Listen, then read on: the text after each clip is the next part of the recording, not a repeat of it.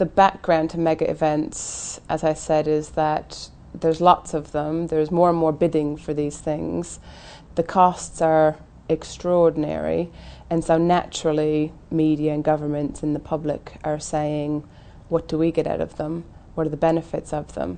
So we looked into the academic research, and funnily enough, the impacts which occur before, during and shortly thereafter an event, there's some evidence that they have an impact, but there's very, very little evidence that they have any kind of long-term legacy. So more than 2 years after the event, that there's still some sort of positive benefits happening.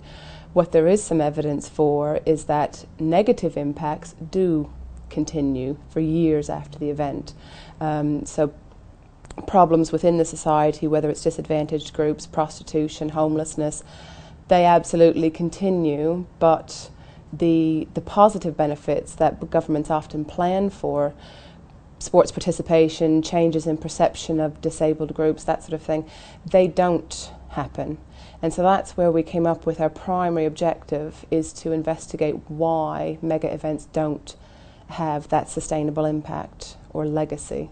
Well, as far as I'm aware, it's the first project to take sort of a large international comparative perspective on the issue of legacy and mega events.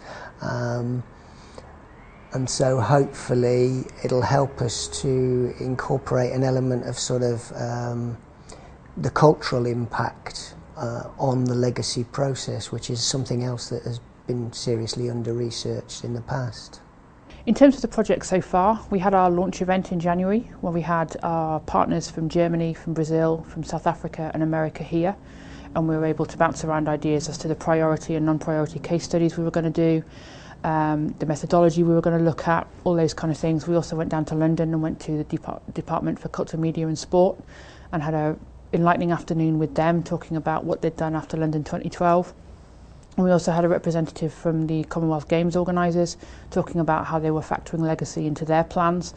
And I think the partners got a lot out of that visit. From my perspective, I'm very interested in the legacy from a grassroots youth health perspective, and so really that was one of the primary legacy targets that London had in their legacy. So this provided a great opportunity. We have other factors interested in kind of the environmental impact, both from a positive and negative perspective. So this gives us an opportunity to really look at that, and also collaborate with other researchers across different countries, and really learn from different methodological techniques and really look at the scope much more broadly.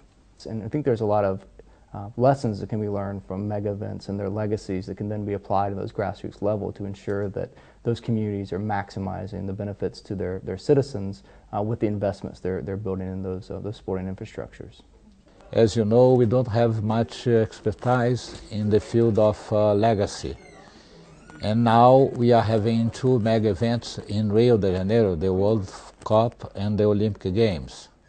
And the CARNiVAL project will help us to analyze the delivery impacts of both mega events, and will help us to train to our students, our professors, and everyone.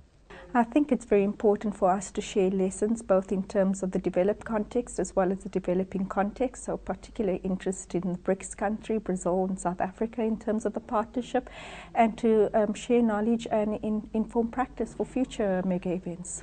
I think the main benefit of the project is that the population, including the host population of the city, of the country, truly profits from the investments made. The project is really important to Coventry University and specifically to the Centre for the International Business of Sport, because what we're attempting to do is to create a very distinctive competence in the area of event management, be that the Olympic Games or the Football World Cup or something like the Rio CARNiVAL, maybe something like the Sundance Film Festival.